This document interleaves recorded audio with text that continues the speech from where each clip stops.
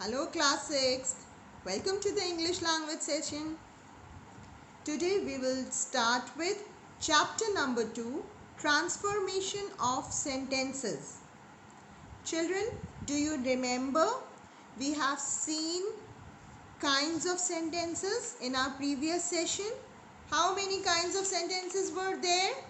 There were 5 kinds of sentences mainly. Yes, they were assertive sentence, interrogative sentence, imperative sentence and exclamatory sentence and optative sentence, right?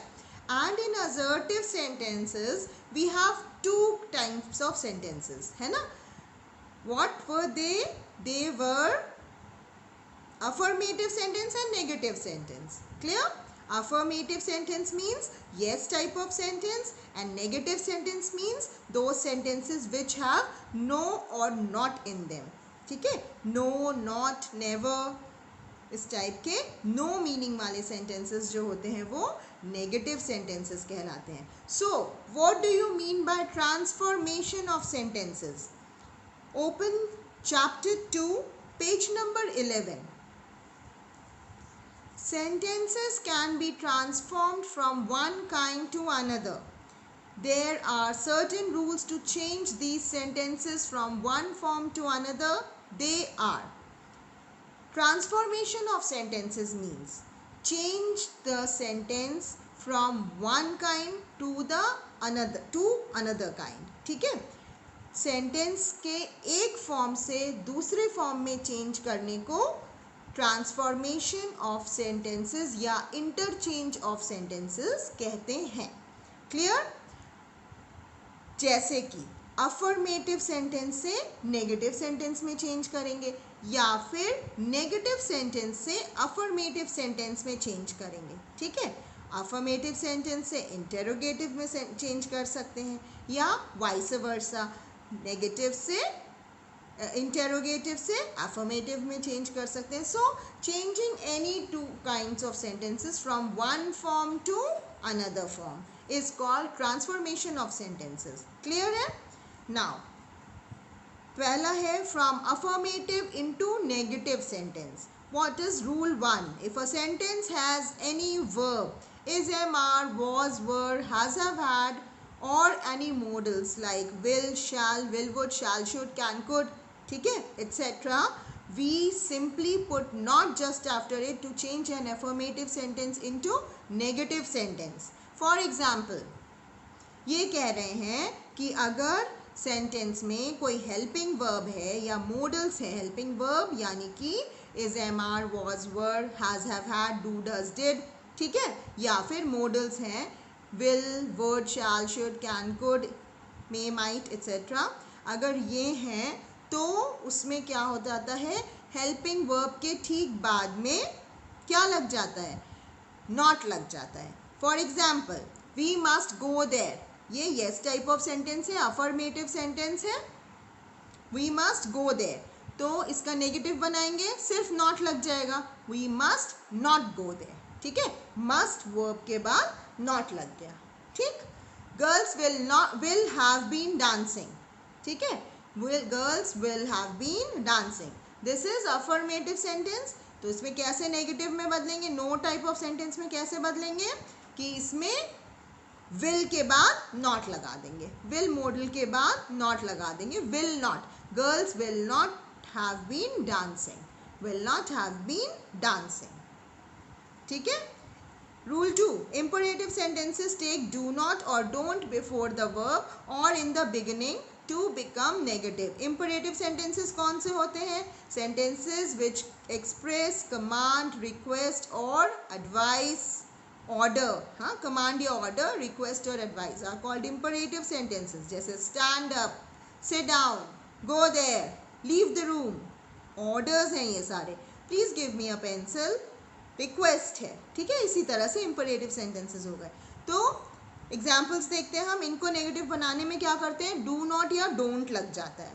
Please come here, please don't come here, please do not come here, या short में लिखते हैं तो don't लिख देते हैं, please don't come here. Stand here, don't stand here. Sit down, don't sit down. Get out, don't get out. Yes. Rule 3. Some words are changed into their negative form to make a sentence negative. Few words are always or even is changed to never, every or some is changed to no, either or is changed to neither nor, etc. For example यहाँ पे क्या बोल रहा है कि कुछ words हैं जिनका फिक्स्ड है कि वो उसी में चेंज हो जाते हैं, जैसे ऑलवेज नेवर बन जाता है, इवन है तो वो भी नेवर बन जाता है, ठीक है। एवरी और सम किस में चेंज हो जाते हैं, नो में। अगर आइदर और है तो वो नाइदर नॉर में चेंज हो जाता है, आइदर और नाइदर नॉर में चेंज हो जाता है। For example, someone spoiled my notebook, someone spoiled my notebook, some का क्या होता है, नो हो जाता है, तो no one spoiled my notebook, no one spoiled my notebook negative हो गया, ठीक है, अफर्मेटिव से नेगेटिव बन गया। Some can be changed in not any, but in past indefinite tense did not will be used after the subject and convert second form of the verb into first form. अब ये क्या कह रहा है, सम को not any में change किया जा सकता है, लेकिन पास्ट इंडेफिनिट टेंस में हमें डिड नॉट लाना पड़ता है। इसको हम एग्जाम्पल से समझते हैं, क्लियर हो जाएगा। ही एट समथिंग, ये अफर्मेटिव सेंटेंस है, यस टाइप ऑफ सेंटेंस है, लेकिन इसमें सिंपल वर्ब नहीं लगा है, वर्ब किस में लगा है, पास्ट इंडेफिनिट टेंस में लगा। ही एट समथिंग, एट, ईट का एट हो जाता है ना, तो ही एट समथिंग। जब हम पास्ट टेंस में को कन्वर्ट करते हैं तो क्या करते हैं, डिड लगा के डिड नॉट लगाएंगे, नेगेटिव में चेंज करना है तो डिड नॉट लगाएंगे और first form of the verb लिख देंगे। फर्स्ट फॉर्म क्या है एट का, ईट है, ईट, एट, ईटन, ठीक है, तो फर्स्ट फॉर्म हुआ eat. Simple form, he did not eat anything. अब क्या बन गया, he did not eat anything, ये इसका नेगेटिव हो गया, ठीक है। तो पास्ट टेंस में, पास्ट इंडेफिनिट टेंस में हम डिड नॉट यूज करते हैं और डिड नॉट के बाद वर्ब का फर्स्ट फॉर्म या सिंपल फॉर्म वहां पे लिख दिया जाता है। In present indefinite tense does not will be used after the subject if the subject is singular and third person of personal pronoun and remove s or es from the verb. Do not will be used after the subject if plural I and you. Plural के case में I और I and you के case में, अगर subject I है या you है, इन तीनों केसेस में क्या होगा कि do not यूज होगा। फॉर एग्जाम्पल से समझते हैं। Sarika eats pizza, Sarika eats pizza, this is present indefinite tense of the verb. Sarika eats, EATS, first form में एस लगा है, ठीक है, present indefinite tense. Sarika eats pizza, this is affirmative sentence, इसको हमें नेगेटिव सेंटेंस में बदलना है, तो क्या हो जाएगा, ईट्स, एस लगा है तो क्या करेंगे बाद में, डज नॉट लगा के एस हटा देंगे, Sarika does not eat pizza, ठीक है, एस हट के डज नॉट बन जाएगा और फिर लिख जाएगा Sarika does not eat pizza. Clear, ये इसका नेगेटिव सेंटेंस हो गया, ठीक है। अब इसी को इस तरह से कर दे, आई ईट पिज्जा, आई ईट पिज्जा, आई के साथ एस नहीं लगेगा, थर्ड पर्सन के साथ एस लगता है, आई ईट पिज्जा, तो आई ईट पिज्जा है तो आई नेगेटिव में कैसे होगा, I do not eat pizza, I do not eat pizza. इसी तरह से यू है अगर, ठीक है, you eat pizza, you do not eat pizza, ठीक है, डू नॉट लग जाएगा, you do not eat pizza.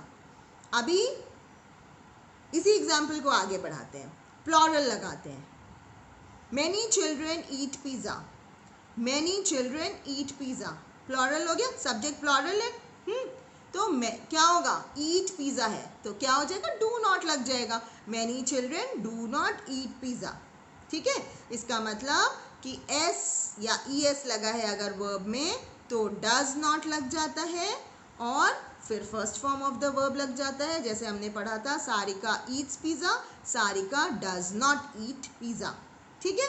और अगर प्लॉरल है सब्जेक्ट या आई एंड यू है वहाँ पे, ठीक है, तो क्या होगा, डू नॉट लगेगा, उस केस में डू नॉट लगता है, ठीक है। एग्जाम्पल से क्लियर है? Okay, now number 3, if the sentence have always, it will be changed into never and structure of the sentence will remain the same. अगर सेंटेंस में always है तो वो never में चेंज हो जाता है और पूरा सेंटेंस वैसे ही कॉपी कर दिया जाता है. For example, I always get up early in the morning. I never get up early in the morning. कुछ चेंज नहीं किया, सिर्फ always को never कर दिया, नेगेटिव बन गया. अफर्मेटिव सेंटेंस था I always get up early in the morning, उसको नेगेटिव में कन्वर्ट करना था. नेगेटिव सेंटेंस था I never get up late in the morning.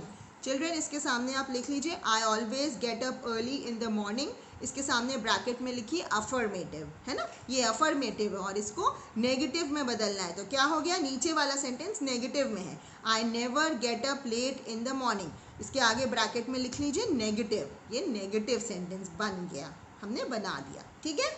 Now from affirmative into interrogative, अभी तक हम अफर्मेटिव को नेगेटिव बना रहे थे, यानी कि यस सेंटेंस को नो सेंटेंस बना रहे थे.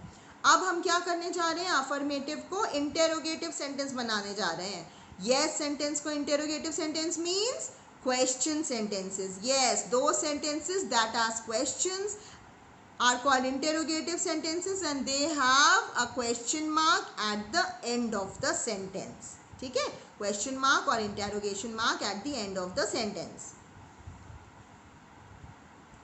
Rule 1, put helping verb is, am, are, was, were, has, have, had, modals like will, would, shall, should, may, might, do, does, did just before the subject and put a question mark at the end of the sentence.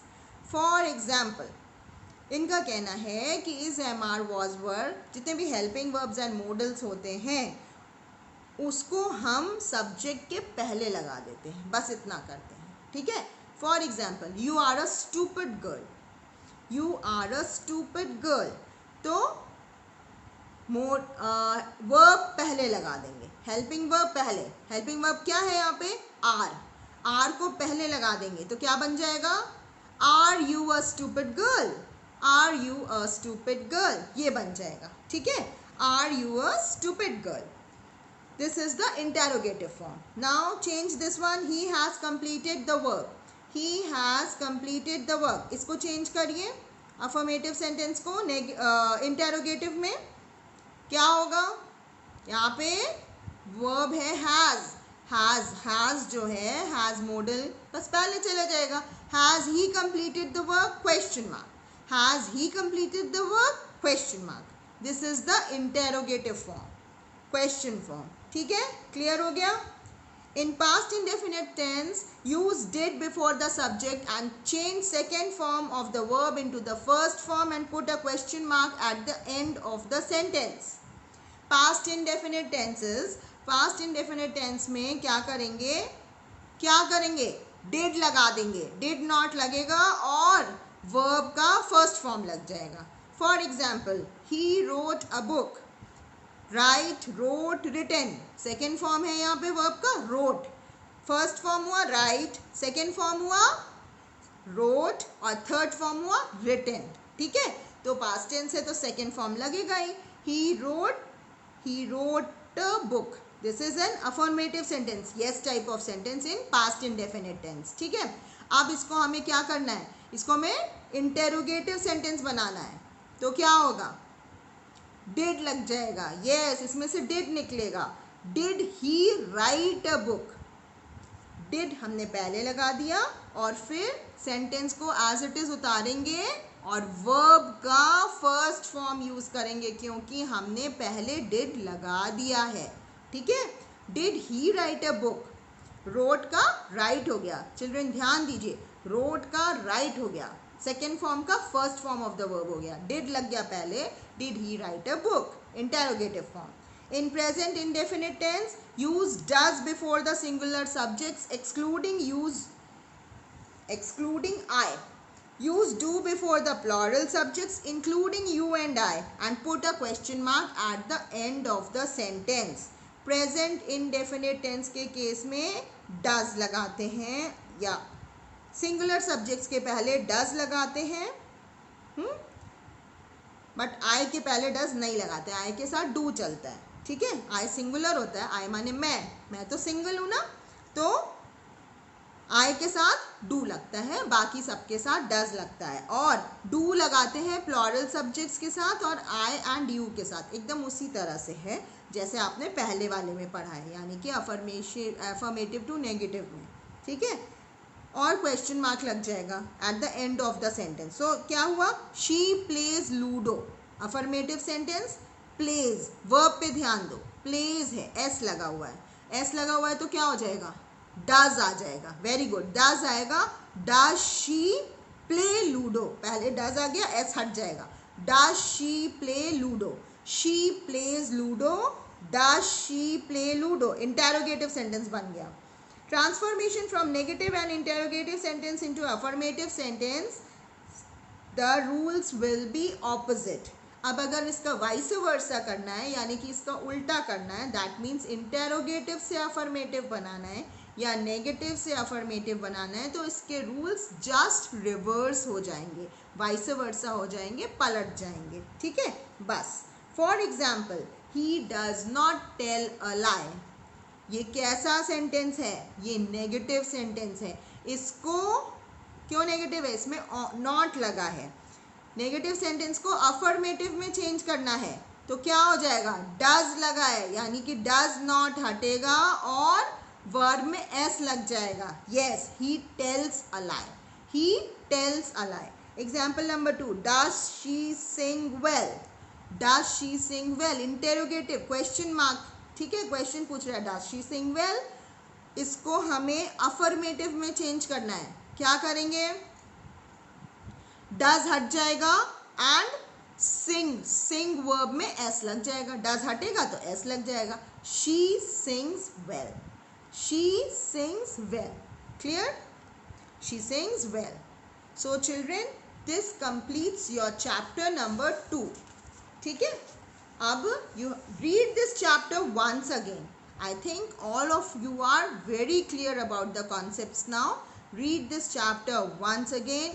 Do all the exercises in your notebook and then check the exercises from your PDF. पहले आप exercises को खुद से करेंगे, pencil से करिए और फिर PDF में चेक करके कॉपी में नोट डाउन कर लीजिए, ठीक है ना। पूरा का पूरा चैप्टर कंप्लीट हो गया है। Okay children, thank you. Have a good day.